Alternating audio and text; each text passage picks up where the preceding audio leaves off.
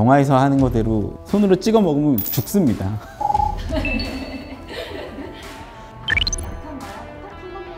처음에 대부분 한 번 정도는 내가 하고 끊을 수 있지 않을까라고 접근을 하게 되는데요. 대부분의 사람들이 그리고 나서 시도를 했다가 못 끊게 되는 게 마약이기 때문에 해서는 안 되는 것입니다. 네덜란드나 태국도 그 대마 같은 특정 마약 종류만 합법이고요. 그 이외의 나머지 것들은 대부분이 불법입니다. 대마가 담배보다 안전하다면 대마를 마약으로 지정했을 리가 없고요. 그리고 대마에도 그 환각 성분 물질인 THC라는 성분이 무조건 함유되어 있기 때문에 우리나라에서는 금지 약품으로 지정되어 있습니다. 저와 같이 일하고 있는 다크웹 팀은 텔레그램이나 아니면 다크웹을 이용해서 마약을 매도하고 매수하는 사람들을 집중적으로 수사를 하고 있고요.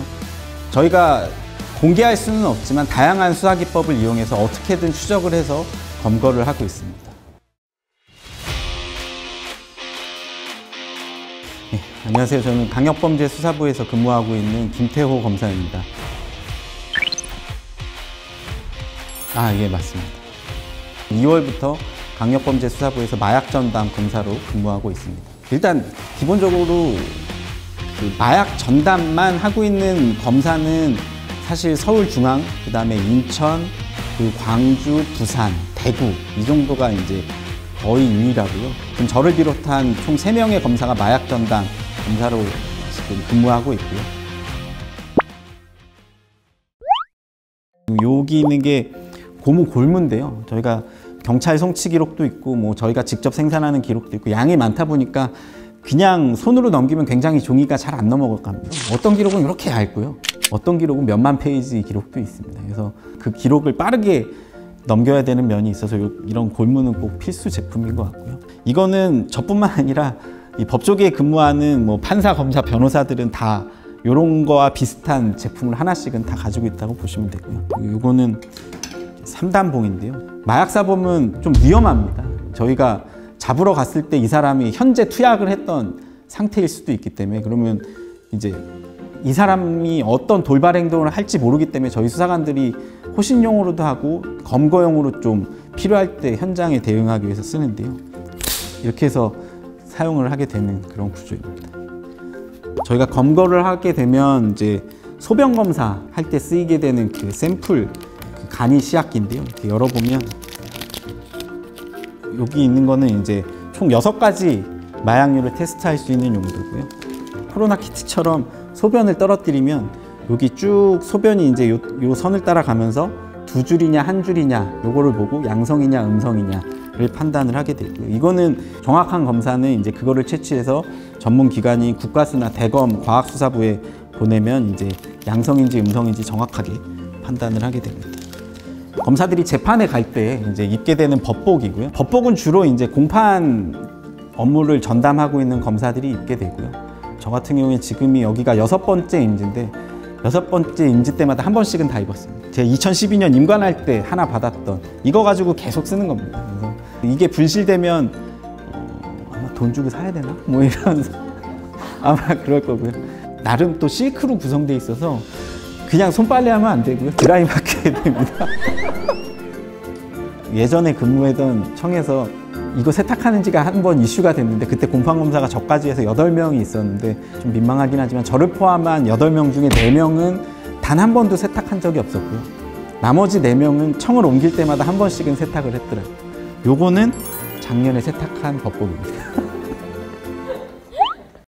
그래서 이제 마약사범들이 가장 많이 쓰는 SNS 앱이 텔레그램이라는 앱인데요. 그래서 텔레그램은 기본적으로 판매상이 있고요. 특정 텔레그램의 채널을 개설을 해서 이 채널은 광고만 하게 되는 경우도 있고요.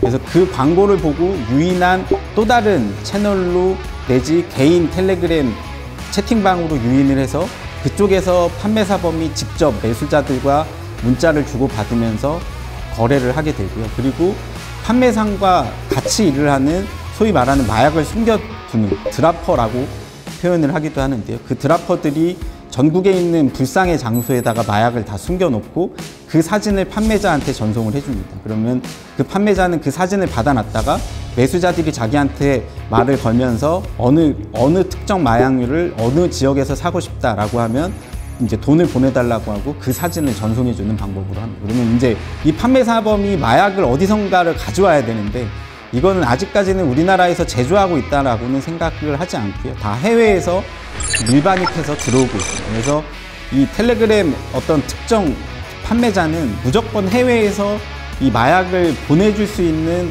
그 해외 배송책도 있어야 되고, 그리고 이제 매수자들은 정말 그야말로 텔레그램을 보고 접촉해서 대화를 하는 사람일 뿐입니다. 근데 제일 중요한 건 이들이 서로의 직접 얼굴은 아무도 모릅니다. 다 텔레그램의 특정 대화명으로만 활동을 하고 있습니다. 예전에는 마약을 해본 사람을 통해서 살 수만 있었기 때문에 소위 말하는 대면 거래 형식을 취했다면, 지금은 그냥 호기심이 생기면 SNS를 설치하고 그냥 쉽게 살 수가 있는 구조가 돼서, 그래서 호기심을 충족시키기 위해서 한 번 매수를 해서 좀 투약을 하게 되는 것 같은데요. 대부분이 후회를 하는 것 같습니다. 한 번 한다고 해서 끊을 수 있는 게 아닌 것 같더라고요. 그래서 피해자들 상대로 절대 하지 마라. 근데 그 사람들은 늘 얘기합니다. 다시는 안 하겠다. 그렇게 얘기를 하는데 또 오거든요. 가끔씩 이제 제가 처리했던 사람들 이름을 검색을 해보면 결국엔 또 어디선가 구속돼 있습니다. 그런 상황. 어떤 경우가 돼서든 절대로 해서는 안 되는 게 마약인 것 같습니다. 일단 다크웹도 그렇고 텔레그램도 그렇고 굉장히 어려운 게, 이 사람들이 다 압니다. 수사기관이 어떤 방식으로 수사를 하는지도 알고, 그리고 그들끼리 또 수사기관의 수사 방법을 공유하는 방이 또 따로 존재를 하고 있어서, 아마 제가 오늘 이 영상을 찍고 있지만 누군가는 이 영상이 업로드되는 순간 또 보고, 뭐 중앙지검의 무슨 검사가 이런 이상한 말도 안 되는 소리를 하더라, 뭐 이렇게 또 공유를 할 게 분명하거든요. 이런 식으로 돼서 저희가 가지고 있는 수사 기법을 좀 공개는 하지 않고 있습니다. 특히 뭐 비트코인, 최근에는 가상화폐 거래를 다양하게 하는 이유가 뭐냐면, 아직까지는 그들 사이에서 가상화폐는 추적이 안 된다라고 생각을 하고 있는데요. 가상화폐도 저희가 의지를 가지고 하면 다 따라갈 수 있습니다. 다만 시간이 좀 걸릴 뿐이지, 저희가 시간과 노력과 그런 푼만 좀 더 들인다면 언제든지 검거를 할 수 있는 상황이긴 합니다. 언론에도 나왔던 뭐 대마를 이제 주거지에서 키웠던 사람, 서울 주거 밀집 지역에서 또 아예 특정 상가 건물 하나를 빌려서 그곳에서 또 대마를 키웠던 사람이 있었는데, 지하층 전체 방으로 하나를 통으로 빌려서 그 안에서 이제 대마초를 키워서 거기에서 바로 액상 대마도 만들 수 있는 시설을 구비를 했고, 그리고 나서 이제 액상 대마를 만들기 위해서는 키운 대마를 바로 건조시킬 수 있는 동결 건조기라는 것도 설치해서 전문적으로 딱 유통시킬 수 있는 대마까지 만들어서 판매하는 시설이 서울 지역 주택 밀집가에 되게 딱 있었다는 게 굉장히 임팩트가 있었던 사건이에요. 더 재미난 건 그 대마를 키우던 장소 한 몇백 미터 내에 지구대가 있었다는 거거든요. 또 지구대 경찰분들도 대마 냄새는 쉽게 접해보지 못했을 거기 때문에 이게 그 냄새인지 몰랐을 확률도 있습니다. 그리고 심지어 그 위에는 그 1층은 모 편의점이 있었습니다. 그러니까 편의점이 있다는 건 그 동네 주민들이 그 편의점에 와서 계속 냄새를 맡을 수밖에 없는 구조였는데, 사실 일반인들이 대마의 냄새를 모르지만 일반 식물이 아니라 냄새가 좀 심합니다. 현장을 갔던 저희 수사관들 말에 따르면 지하로 내려가는 그 입구 주변에 대마 냄새가 엄청 심했다는 거거든요. 이거 대마 냄새네? 라고 한 번은 경험했던 사람들은 그 근처만 지나가도 대번 알게 되는데, 일반인들은 접할 수 없는 게 대마다 보니까 여기에서 대마를 키웠는지 전혀 의심을 하지 못했던 거예요. 제가 직전에 광주지검 강력범죄수사부에서 근무를 했었는데요. 거기에서 마약 전담 검사를 할 때 해외에서 우리나라로 물건을 보냈던 발송책을 특정을 해서 어떻게든 이 사람을 잡아보고자 국내에서 이 물건을 받아보려고 했던 사람의 핸드폰과 뭐 카카오톡, 별의별 영장을 통해서 해외에 있던 사람의 위치를 정확하게 찍었거든요. 그래서 그 정보를 해외에 있는 수사기관에 공유를 해서 이렇게 잡았던 경험이 있는데요. 해외에 있는 사람은 사실 잡기가 정말 어렵습니다. 우리나라 정보도 필요하지만 해외 정보도 필요하거든요. 그렇게 어렵게 해서 잡았는데 그 해외에서 풀어줬습니다. 뭐 공식적으로는 보석으로 석방됐다라고 하는데, 저희 내부적으로는 다른 안 좋은 방식을 통해서 공식적으로는 보석이라는 형식을 취해서 석방된 게 아니었던가 싶고요. 그래서 그렇게 석방돼서 바로 도망갔습니다. 어렵게 잡았었는데 그게 도망가서 더 지금 기억에 남았던 것 같고요. 근데 또 재밌는 건 그 이후에 또 잡혔습니다. 그러니까 저희가 잡은 정보를 이제 또 아니까 경찰이 결국에는 그 사람을 어떻게든 잡아가지고 지금은 국내로 강제 송환이 돼서 지금 형사재판 받고 있는 상황입니다.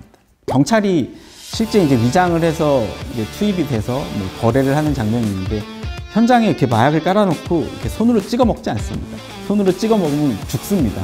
영화에서 하는 거대로 일반인들이 따라하다가는 큰일 납니다. 피자가 많이 오르긴 했지만 그래도 피자 한 판 가격보다는 비싼 것 같고요. 필로폰이라는 마약이 있는데 이거는 1회 투약분이 0.03, 0.05, 0.07g입니다. 한 손가락 마디보다도 적은 양을 투약을 하는데 가격을 유통조사를 해보면 그게 한 10만 원 정도의 거래가 되고 있는데요. 그래서 마약 유통사범들이 얼마나 많은 돈을 벌고 있는지는 그걸로 해서 유통돼서 저희가 적발한 그람 수를 계산을 하면 적은 돈을 들여서 엄청난 많은 돈을 벌고 있다고 보시면 됩니다. 처벌이요?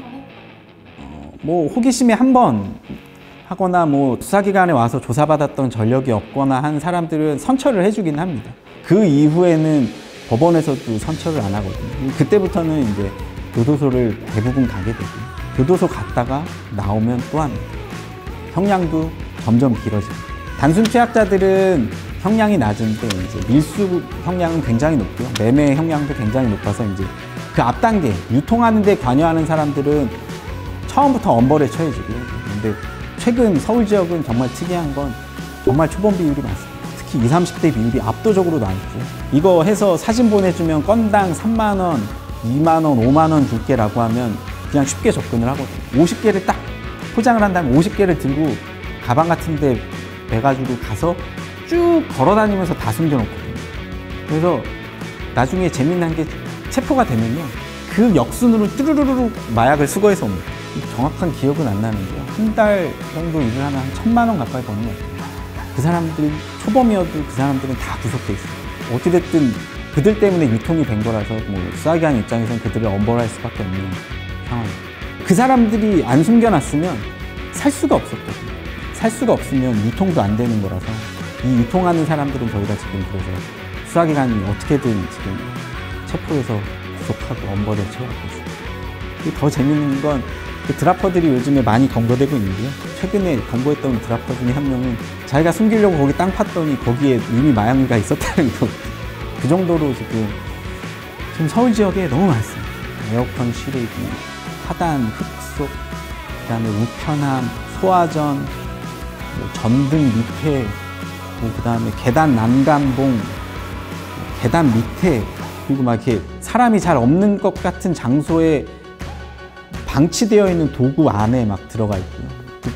그냥 내가 살고 있는 집 주변에 에어컨 실외기 근처에 한번 보시면 발견할 수 있을 건데 제일 중요한 건 발견하자마자 112에 신고하셔야 됩니다. 이거 발견하자마자 신고 안 하면 저희가 CCTV 동선 따서 잡아갈 수도 있습니다.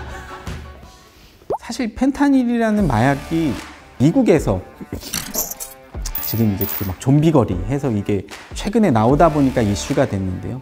그래서 우리나라는 거기까지 가면 안 된다라고 해서 정말 펜타닐은 어떻게든 막아보려고 하고 있고요. 그래서 점점 마약을 하고 있는 연령대가 너무 낮아지고 있어서 이렇게 되면 이들이 10년, 20년 후가 되면 정말 마약 중독자가 되기 때문에 이거를 막고자 지금이 거의 마지막 마지노선이라고 생각해서 총력을 기울여서 지금 수사를 하고 있는 상황입니다.